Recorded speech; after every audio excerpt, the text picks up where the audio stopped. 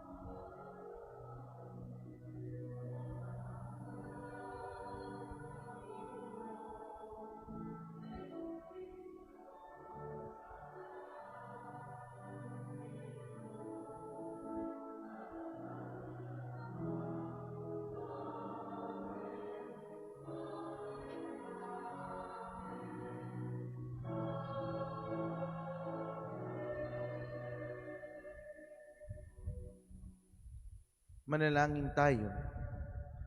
Ama naming makapangyarihan, tinuruan mo ang sanlibutan sa pangaral ni Apostol San Pablo.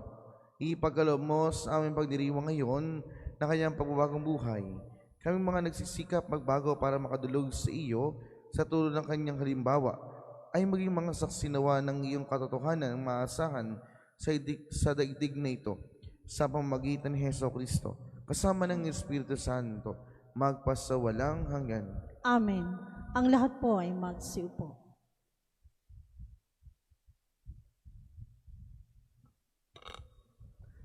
Pagbasa mula sa mga gawa ng mga apostol.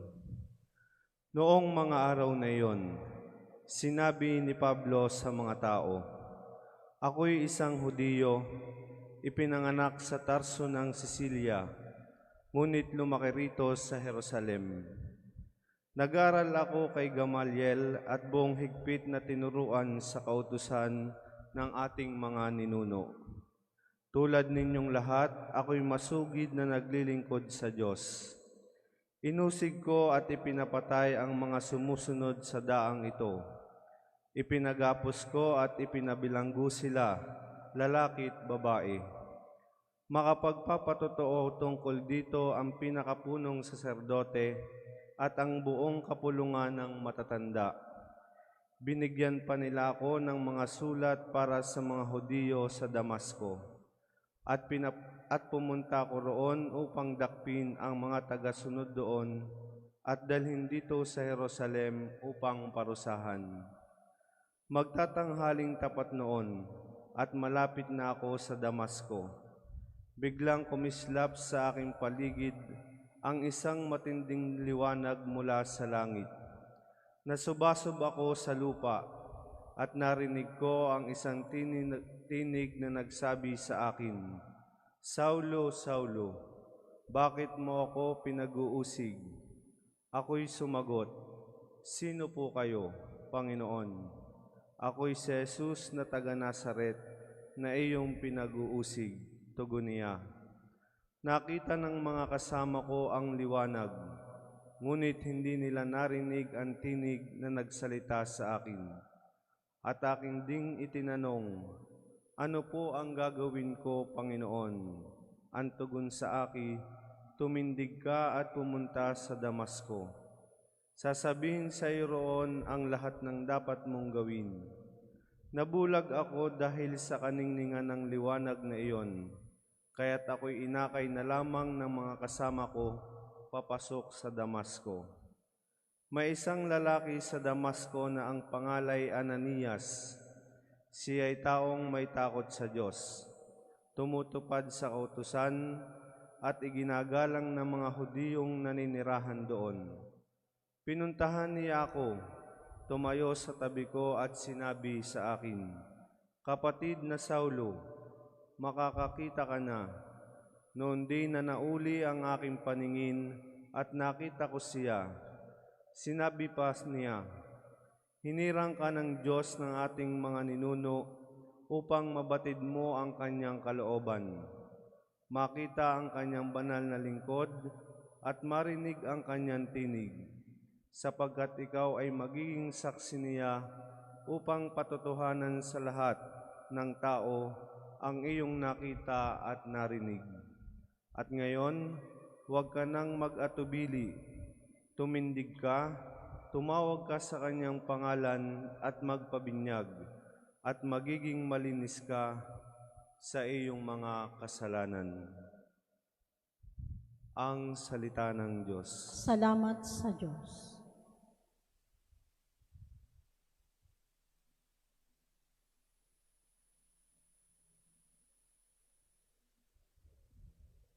Humayot dalhin sa tanan, mabuting balitang aral. Humayot dalhin sa tanan, mabuting balitang aral. Purihin ang puon, dapat na purihin ang lahat ng bansa. Siya'y purihin ng lahat ng tao sa balat ng lupa. Humayot dalhin sa tanan, mabuting balitang aral. Pagkat ang pag-ibig na ukol sa ati, dakila at wagas, at ang katapatan niya'y walang wakas. Humayot dalhin sa tanan, mabuting balitang aral. Ang lahat po ay magsitayo.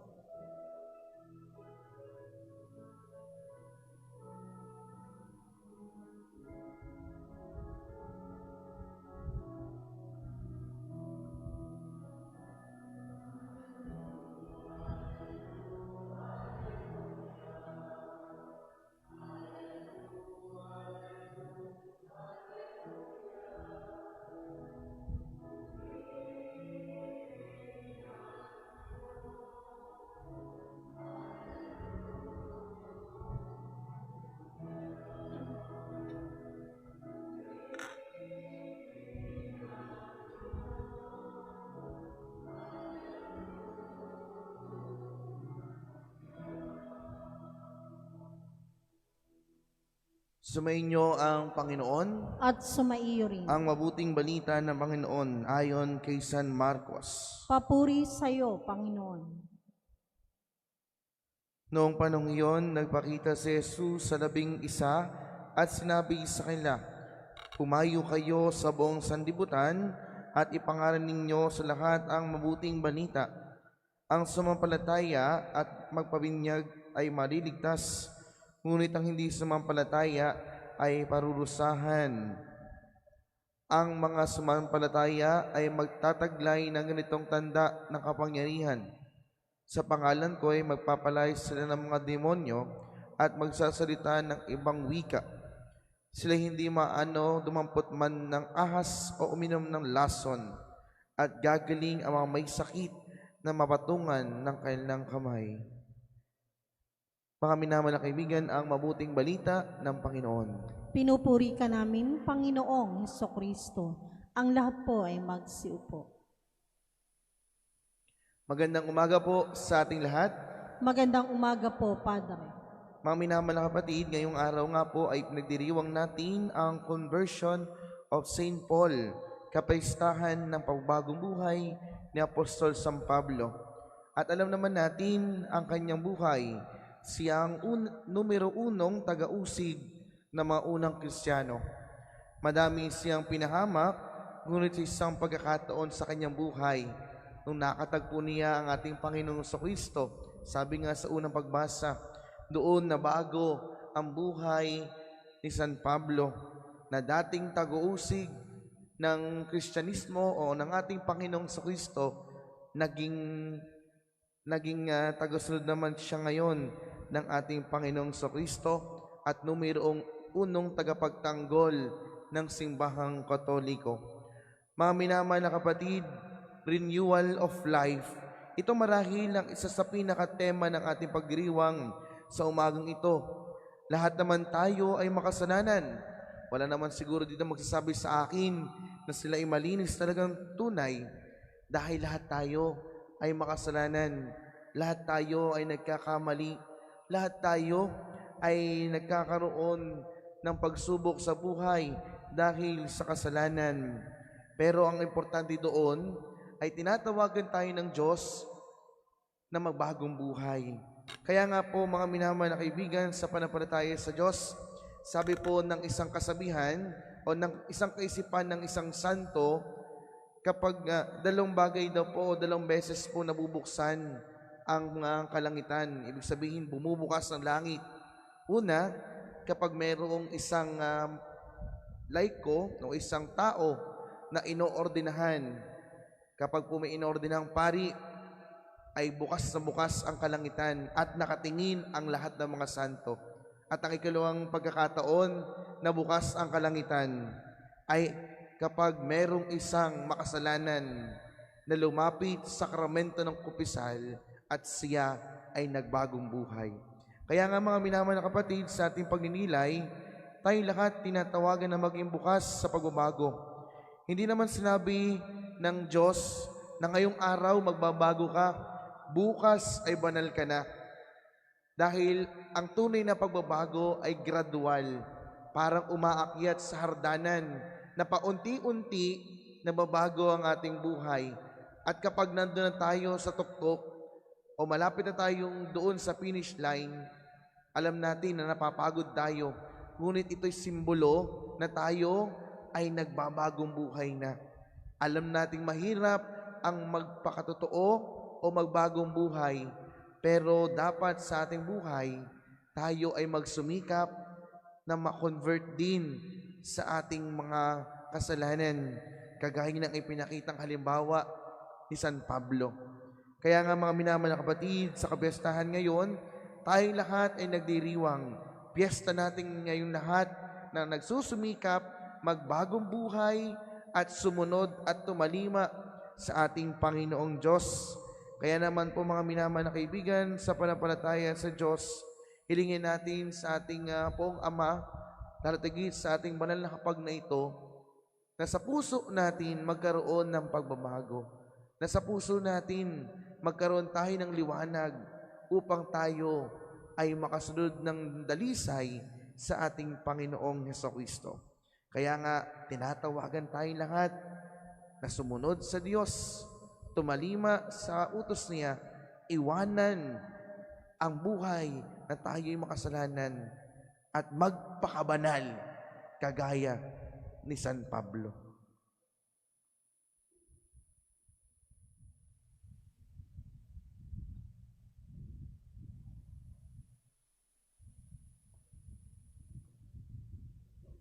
Magsitayo na po ang lahat.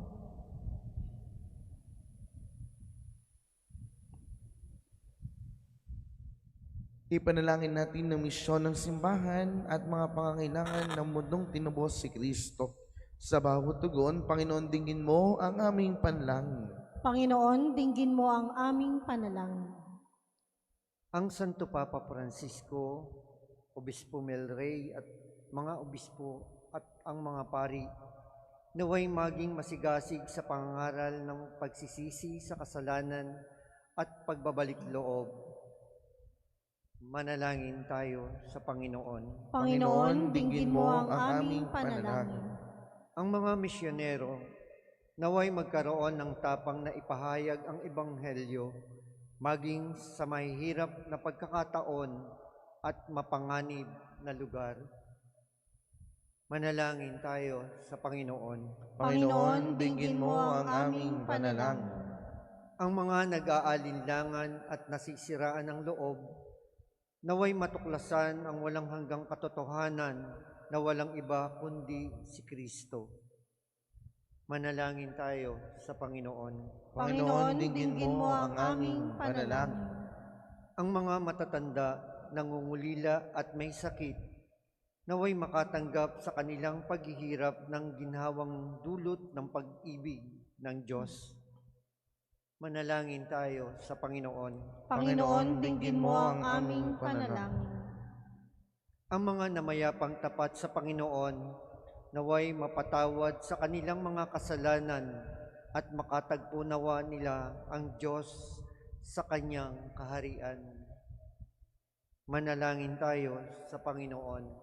Panginoon, dinggin mo ang aming panalangin. Ama naming manunubos, habang inuusal namin ang aming mga panalangin sa pamamagitan ni San Pablo, palalimin mo ang biyaya ng pagbabalik loob sa aming buhay. Hinihiling namin ito sa pamamagitan ni Kristo ang aming Panginoon. Amen.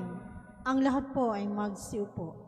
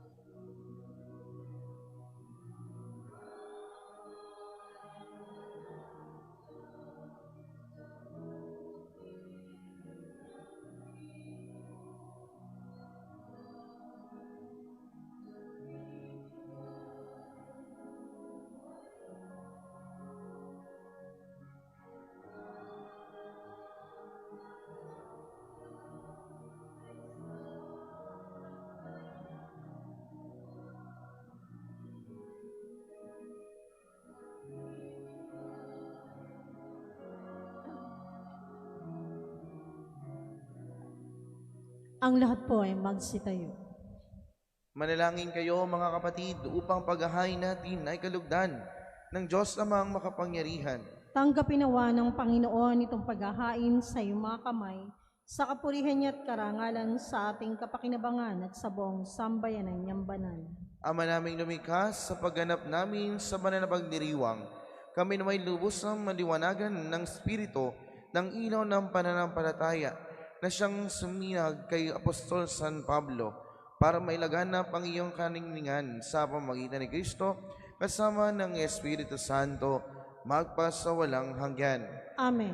Sumayin niyo ang Panginoon. At sumaiyo rin. Itaas sa Diyos ang inyong puso at diwa. Itinaas na namin sa Panginoon. Pasalamatan natin ang Panginoong ating Diyos. Marapat na siya'y pasalamatan. Ama naming makapangyarihan, tunay nga marapat ikaw ay aming pasalamatan.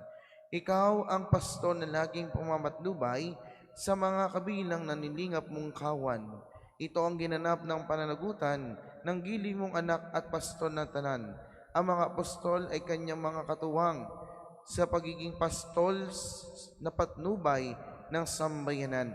Kaya't kaysa na mga anghel, nagsisiawit ng papuri sa iyo, nang walang humpay sa kalangitan, kami nagbubunyi sa iyong kadakilaan.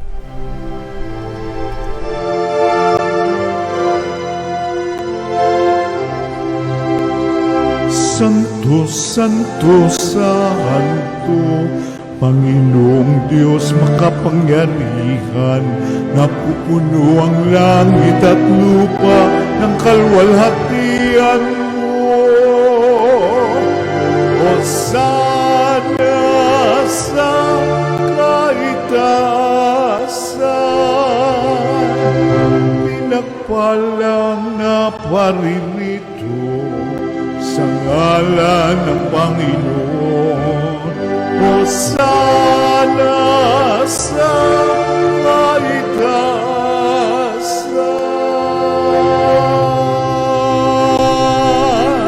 Ang lahat po ay magsiluhod. Ama naming banal, ikaw ang bukal ng tanang kabananan, kaya sa mamagitan ng Espiritu, gawin mo banal ang kaloob nito upang para sa aming maging katawan ng dugo ng aming Panginoong Heso Kristo. Bago niya pinigtiis ang kusang loob na maging handog, hinawakan niya ang tinapay, pinasalamatan kaniya, pinaghati-hati niya yon, iniabot sa kanyang mga lagadal sinami, tanggapin niyo lahat ito at kanin. Ito ang aking katawan na ihahandog para sa inyo.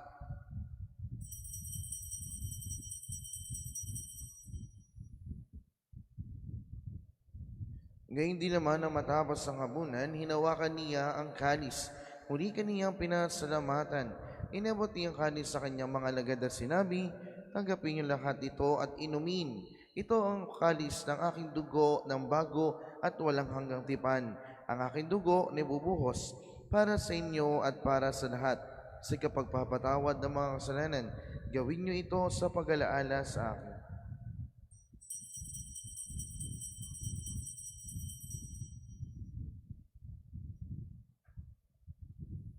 Ipagbunyi natin ang misteryo ng pananampalataya.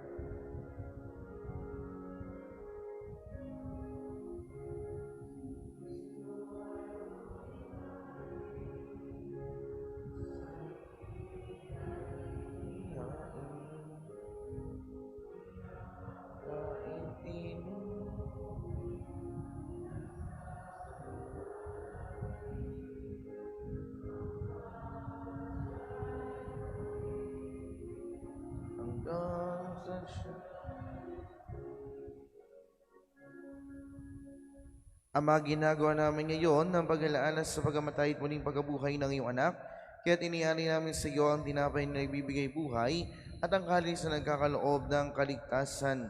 Kami nagpapasalamat dahil kami yung minarapat na tumayo sa harap mo para maglingkod sa iyo. Isinasamo namin kaming magsalo-salo sa katawan ng dugo ni Kristo ay mabuklod sa pagkakaisa sa pamamagitan ng Espiritu Santo. Ama, lingapin mo ang iyong simbahang laganap sa buong daigdig. Puspusin mo kami sa pag-ibig kay San Francisco na aming Papa at Imel Rey na aming Obispo at ng Tanang Kaparian. Alalahan mo rin ang mga patid naming nahimlay na may wag-asang salimuling mabuhay. Gayon din ang lahat ng mga pumanaw. Kawaan mo sila at patuloyin sa iyong kaliwanagan. Kawaan mo at pagindapating mo lahat na makasalo sa iyong buhay na walang wakas kaysa na mahal na Birheng Maria, Ina ng Diyos, kaysa ni San Jose na kanyang esposo, kaysa ng mga apostol at ng lahat ng mga banal na namuhay dito sa daigdig ng kalugod-lugod sa iyo. May pagdiwang nawa namin ng pupuri sa kararangal mo sa pamamagitan ng anak na aming Panginoong Hesukristo. Sa pamamagitan ni Kristo, kasama niya at sa Kanya, Ang lahat ng parangal at papuri ay sa iyo, Diyos namang makapangyarihan, kasama ng Espiritu Santo, magpasawalang hanggan.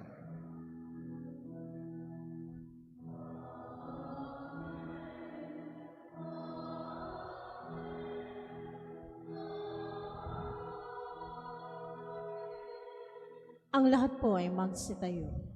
Sa tagubili ng kagaling na utos at turo ni Jesus na Panginoon natin at Diyos, ipahayag natin ng lakas loob.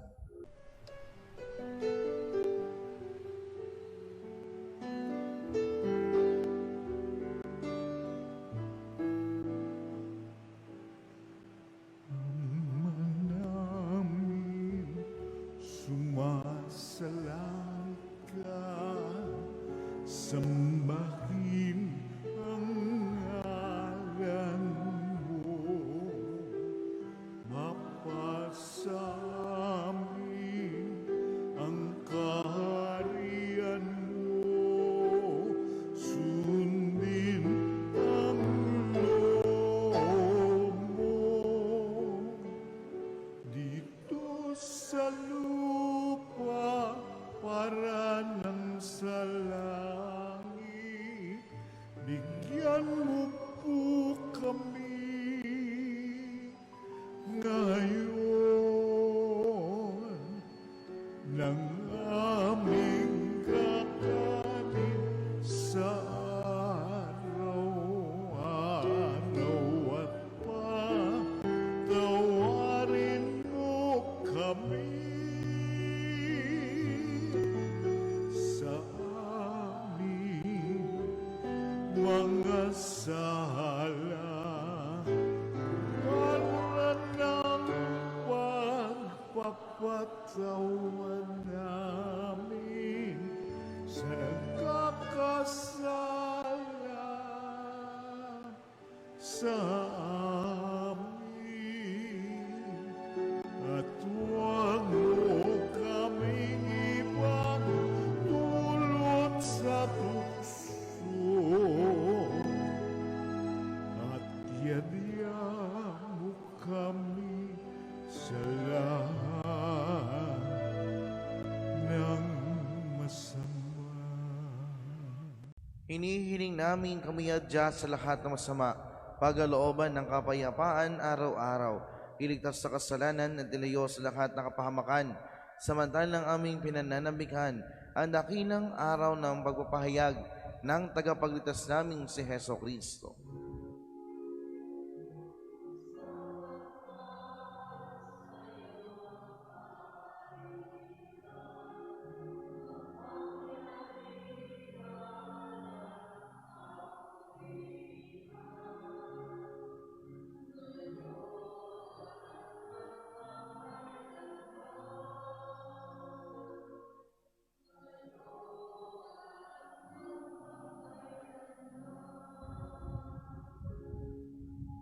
Panginoong Jesucristo, sinabi mo sa iyong mga apostol, kapayapaan ang iniiwan ko sa inyo. Ang aking kapayapaan ang ibinibigay ko sa inyo.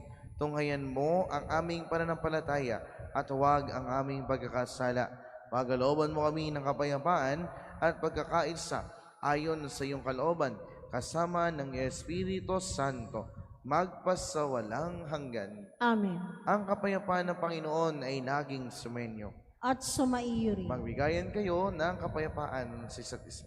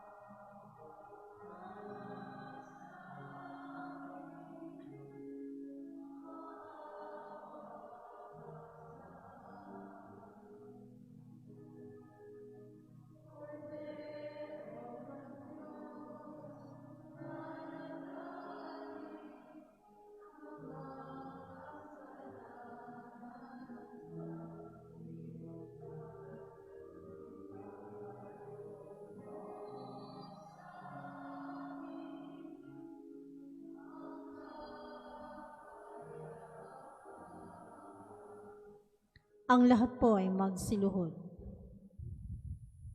Ito ang kordero ng Diyos. Ito ang nag-aalis sa mga kasalanan ng sanlibutan. Mapalad ang mga inaaniyahan sa kanyang piging.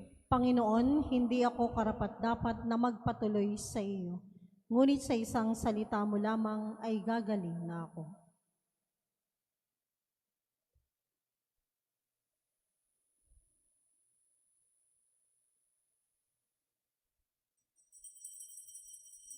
Ihanda po natin ang ating sarili para sa pagtanggap ng banal na komunyon.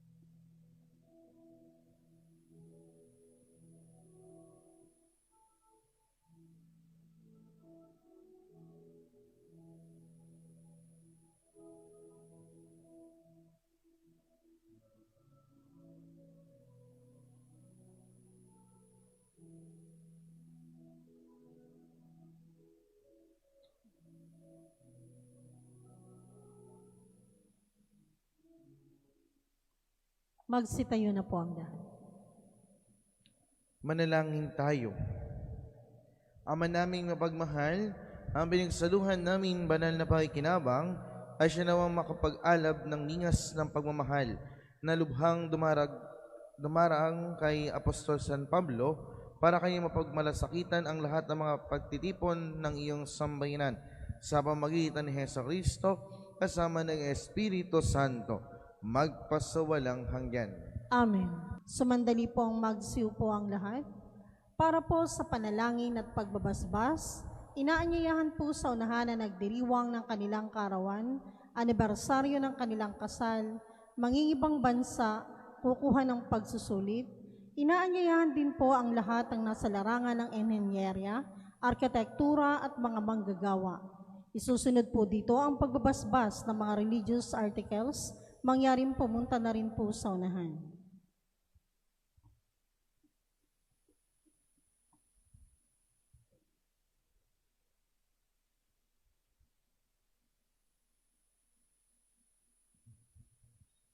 Manalangin tayo.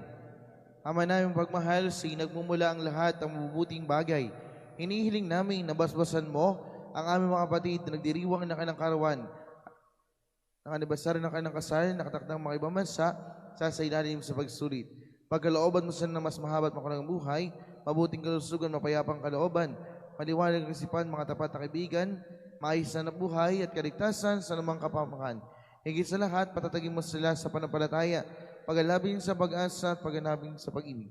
Hinihilig namin ito sa pamamagitan ni Kristo ang aming Panginoon. Amen. Naway gawaran ng Diyos sa pagpapala ng mga kasangkapan sa pananangin, upang mga ito ay magigabay sa pagtahak sa kabanalan at paghangad ng buhay sa kalangitan sa pamamagitan ni Kristo, kasama ng Espiritu Santo, magpasawalang hanggan. Amen. Ama naming makapangyarihan ng lumikha ng sanlibutan, ang gumawa ng lahat ng bagay na mabuti at banal. Pinagkatiwala mo sa katauhan ay iyong likha upang pagyamanin. Narito sa iyong harapan ang iyong mga anak sa larangan, enhenherya, arkitektura at mamanggagawa na tinawag mo upang linangin ang iyong nilikha para sa aming kapanganan. Sa tulong ng panalangin San Fernando, patron ng enhenherya, ipagalob mo ang mga biyayang ito'y kanilang kinakailangan upang kanilang paggawa ay naayon sa iyong kalooban. Naway maging kasangkapan ang mga itatayo nilang gusali at istruktura sa bubuo ng mga angkan, sambayanan at simbahan. Ang lahat ng ito ay hinihiling namin sa pamamagitan ni Jesucristo, kasama ng Espiritu Santo, magpasawalang hanggan. Amen. San Fernando, aming patron. Ipanalangin mo kami.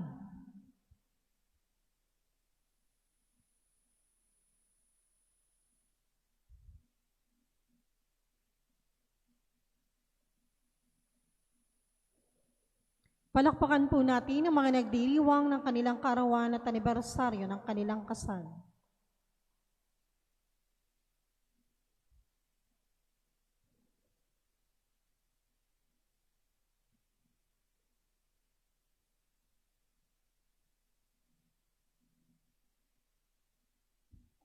Magsitayo na po ang lahat.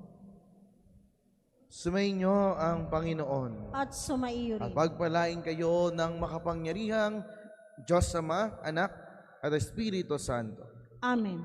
Tapos ng ating banal pagdiriwang, humayo kayong mapayapa. Salamat sa Diyos. Salamat natin ang Diyos.